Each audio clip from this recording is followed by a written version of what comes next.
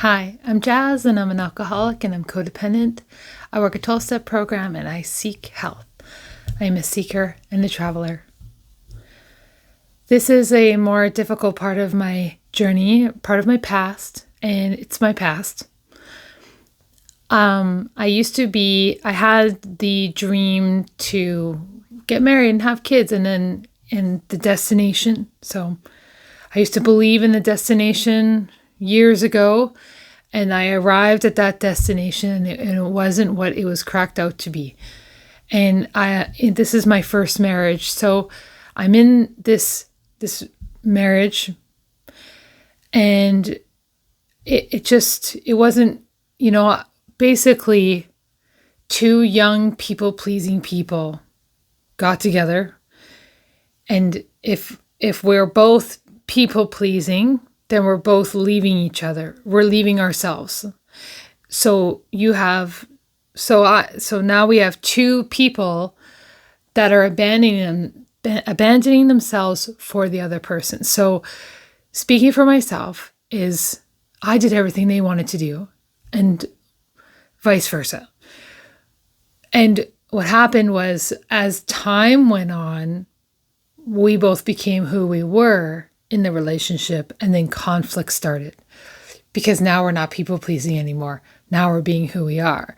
So then I discovered that this person didn't like hiking, didn't want to have a lot of kids, didn't like the sun, didn't like, working hard, just wants to sit at home and, sit at home a lot. And I, as a person that's really active and wants to do a lot, this was a huge contrast in the home, and major conflict started. And to be fair, I married this person drunk. I married this person as a raging alcoholic, active addiction. And if I'm in that, I don't know myself. And so two people, young people pleasing in active addiction, get married, and then it just blew up, and things got really dark, and things got really scary, and physical abuse started happening, and psychological and emotional. And I remember the first time that we were talking and we were in the kitchen, and he twisted the story of what happened. And I just remember thinking it didn't go that way. And I was so surprised that they would lie. And that's when the trickery started. And the questioning myself and stepping out, like not knowing what reality is anymore after a while. And this relationship got really confusing and lonely and dark, and physical stuff started. And I remember, the very first time that there was an incident, it was so extreme that I think I was in shock, because I went to work the next day with injuries, and I said, it's fine. And he's really sorry. And I think I was just too scared to face or acknowledge what happened, because I had little kids and we just got married, like everything was so new, and my bubble was just popping. And I think I just couldn't handle one more bubble popping. So I lied to myself that it was fine. And, I remember that was the first incident they were the most sorry, and said they would do everything they can to make sure it never happened again. And then it happened again, and they were still sorry, not as sorry. And we continue to move on. And I think I started feeling like things were my fault after a while. And I started trying to figure out ways to make the situation better. And the physical stuff started, but then the emotional and psychological stuff started to ramp up more. So there was a progression. Like, things got worse. The lies got stronger. The physical stuff got stronger, and I was being cornered, and I was, I felt like a caged animal. I felt like I was being tortured. And I never talked to anybody about it at the time. I never talked to anyone about it. And I just talked to him about it. And anyways, we continue on with our relationship because we're married, so we have to stay together. And because we have kids, we have to stay together.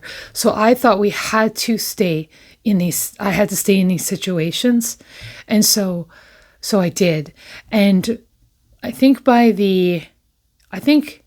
became so miserable. And by the third incident, I started getting pretty fed up. And, at this point, this person's laughing at me for bringing things up, laughing at my existence. And so I'm feeling extremely invalidated even more, and sad, like very depressed, very scared. I didn't know what this person was capable of doing. And this is all happening in secrecy. So I'm in a situation, and I thought, well, I'm going to threaten them, and I'm going to put a stop to this. I'm going to stop them. And so I said, if you do it one more time, I'm going to call the police. And I said, like, I'm going to call the police the next time you do this to me. And so I think another 4 to 6 months went by, right? And at this point, this person is saying, what do you think I'm doing, abusing you or something? And you think you're getting abused? And it made me feel like, oh yeah, I guess I'm not, I'm an idiot. And so I was just I felt so cornered, because it's like I knew what was happening was really wrong. And I knew I didn't like my situation, but I was stuck, scared, and alone. And I didn't want to expose myself or him. I didn't want the family picture to be broken. We were everything was so new, and I thought it was beautiful, but it was cracking. And I couldn't even deny the cracks anymore. And, that third time happened, and I finally agreed with myself that it's not going to stop happening. It's going to continue to happen. And, my head, my body was getting thrown around into places that I was like, they're not even aware of my body. Like, what if I one day hit the wall wrong, or the railing, or break my neck? Or what if I get pushed down the stairs in an argument like this? I started realizing that my own life was a gamble, this person was just gambling my life, and gambling whether I would live or die or not. And I really, my drinking was going up. I was self-soothing and coping in every unhealthy way possible. And I was hiding drinking. This was just the beginning of the peak of my active alcoholism. And I'm in this situation, and I thought, okay, I'm going to let him know. And if he does it again, this is going to stop it. if he does it again, I'm going to call the cops. And so I said that. So anyways, the fourth time happens. Now he's being more clever about where he's grabbing me and throwing me and places that don't show, and lying more, and saying that I'm crazy. And I felt like I was an animal getting poked and burned and tortured. Like I was suffering so much in that situation. And then now it's like my alcoholism is going even crazier. And so I'm backed into this corner, this impossible situation. And so I eventually did go down to the police station. And I called there a few times and talked to someone, because they said I had to decide if I think it's abuse, or I had to make the decision to go down there. And I was too scared. It took months. So the fourth incident had happened, and it took months for me to get down to the police station. And the police station said that most women don't come, they don't say anything, and they go back. And that's what I wanted to do. I didn't want to do this. It was really scary. But this RCMP guy just said, just come down and tell me your story. And, it is a police report. And, his consequences aren't my fault. Those are his actions. Therefore, he will have his own consequences, because I tell on him to keep myself and my kids safe. That's not me doing that to him. That is a result of that happening. So I was scared to go down there. I almost didn't do it, but I thought, I'm just gonna walk my body down there. I'm just gonna go down there and talk to that constable. And even though I'm scared and don't want to do it, I'm going to do it. And so I went down there and I talked to this guy, and I was in the office for around 3 hours, and they record it all, and it's confidential. It's saved away in a file somewhere. But I just went in there, and me and him talked about what had been happening at home. And the thing that I learned was, because I was in such an unsafe situation, my kids were also in an unsafe situation. So, and I was already starting to see some aggression towards my littles. And back then we didn't know that my first son was autistic. So he was a bit difficult in some ways, and I could see him taking it out, like his frustration, he was taking it out on our little guy. And so it just seemed like there was nothing I could do to reach him about what he was doing, because he didn't think he was doing anything wrong. He didn't change anything. Things didn't get better. Things got worse. Things just progressed in a negative way, slowly and subtly. Like, things were so subtle, and I was so confused. And I know now it shouldn't be that confusing, and I wouldn't get in a situation like that again. But here I am, just newly married, newly had kids, married this person drunk. I don't know who he is. I don't know who I am. And now I'm down at this RCMP office and trying to leave this domestic relationship. And I go down there and I do the police report. And what that did is it gave me and the kids protection, and I got a protection order. And that gave me and my boys some distance to figure out the next step. So he was asked to leave the home, and then he left the home, and then we didn't see him for a few months. And my drinking also had picked up even more after that.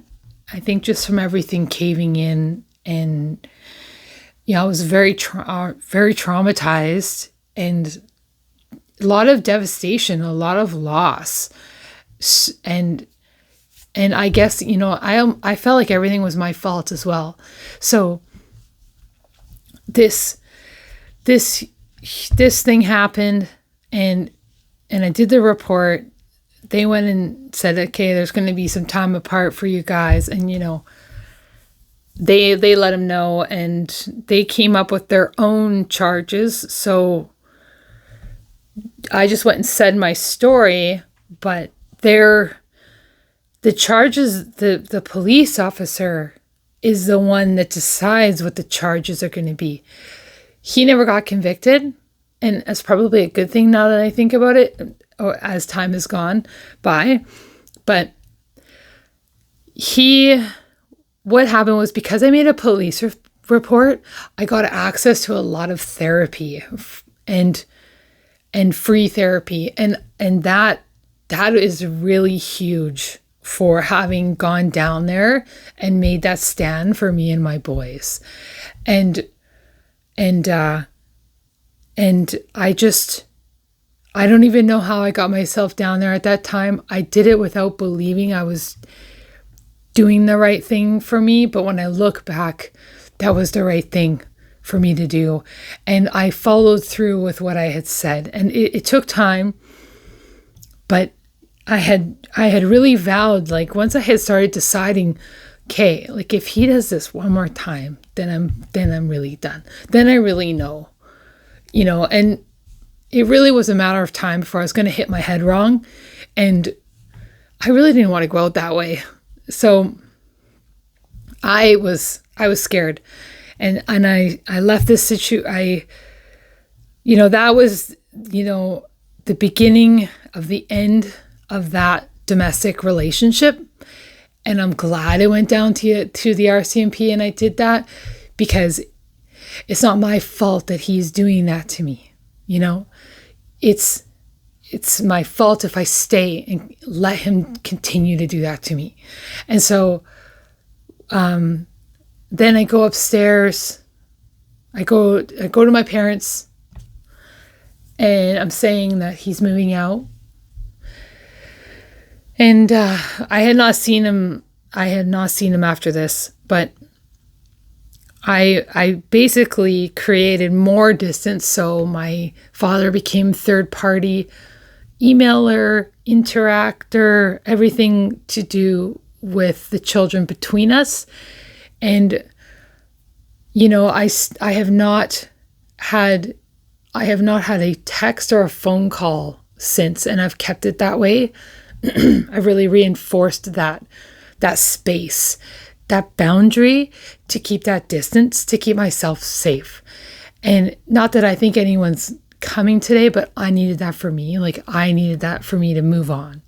And what I did is I got into counseling, but my addiction with alcohol really ramped up too in that time. And then I think about, 4 or 5 months after that, I was in rehab. I didn't think that was coming, but that's what did happen. I ended up in treatment, and even more self-healing and recovery started from then.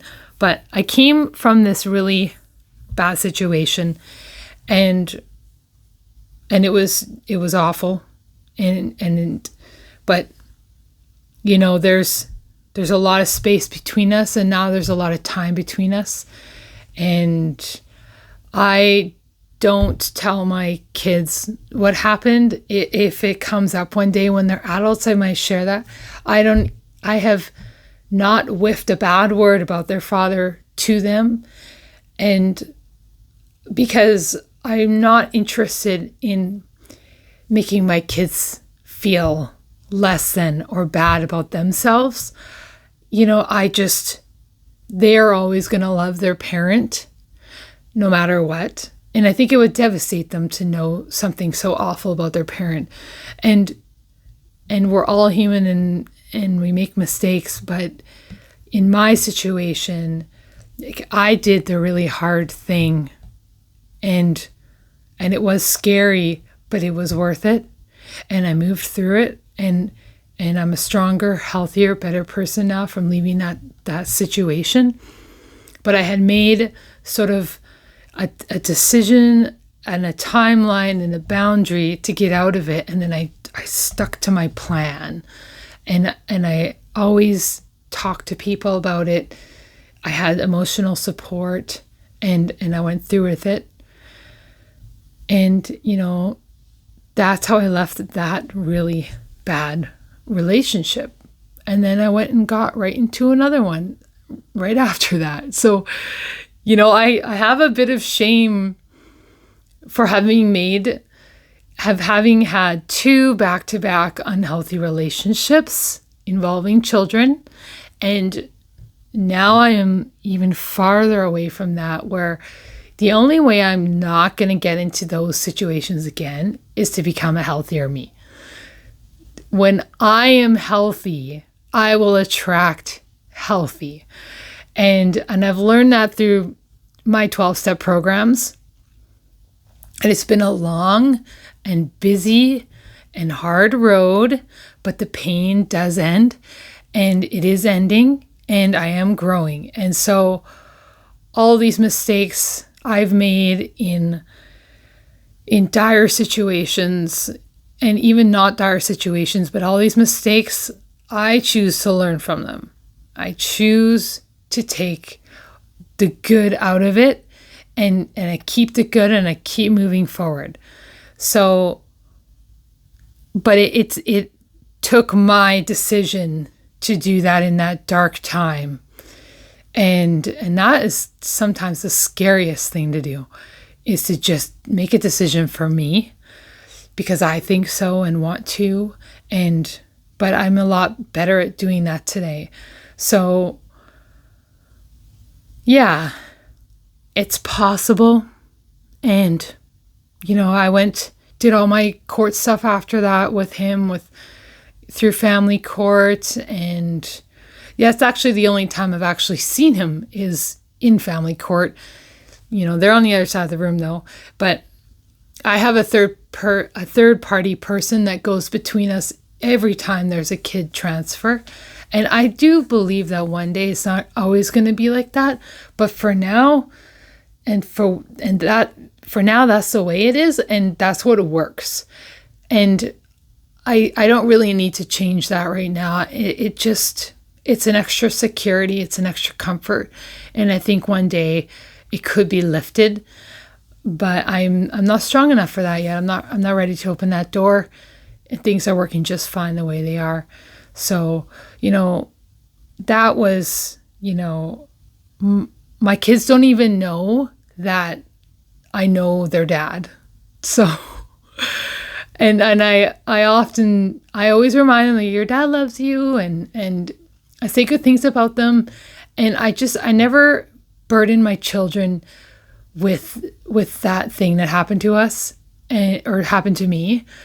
I leave my kids out of it all. Out of all that negative adult heavy duty stuff. Is none of their business. My kids' business is just to be kids.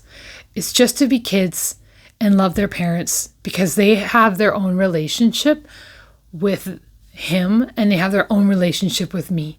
And we both offer different things, and I can't control anything that happens on that side. They're not over there very often. And I just say a prayer and I let it go, and I close the door, and I can't sit there and worry about it. I feel feelings when they go, but I feel them, and then I have to just live my life, because I can't spend my energy and time controlling something that I can't control. And control is an illusion. It's a lie. My control isn't doing anything. So I just give them to their higher power, and because they have their own higher power and they have their own journey, and I say my prayers, and then I let it go. I let that weekend go and happen the way it's going to happen, unless there's something major going on. But that's only happened one time, So yeah, so that's my journey on leaving a domestic situation. And then, and then I had gotten into something unhealthy right after that, right after all my boozing. So I've gone through a lot of hard, difficult things with children. But one of the things is I stay consistent with my growth. And that's really helped me out. So it's possible to make these tough calls. It's possible. And there's help out there. And I reached for a lot of help. And when I didn't have, he cut my phone off. He took all the money. He left me with nothing. I found ways and I got creative. I told people on Marketplace my situation. And when I reached out for help, there was a lot of help. And I just kept reaching. I didn't stop. I keep reaching for help today. So, because it's if I do it all alone, I'm going to quit. It's not sustainable. It is sustainable if I have people with me and their strength gives me strength, and then I have strength and love. And through this process, I've let myself fall apart many times through it all and cried through it all and was depressed and angry. It took I've gone through a lot of emotional work and pain, but pushing through, asking for help, staying connected, and it has ended. And it has ended. So pain is temporary, and it was in my story, and I'm really glad that I'm alive today. So thank you for letting me share.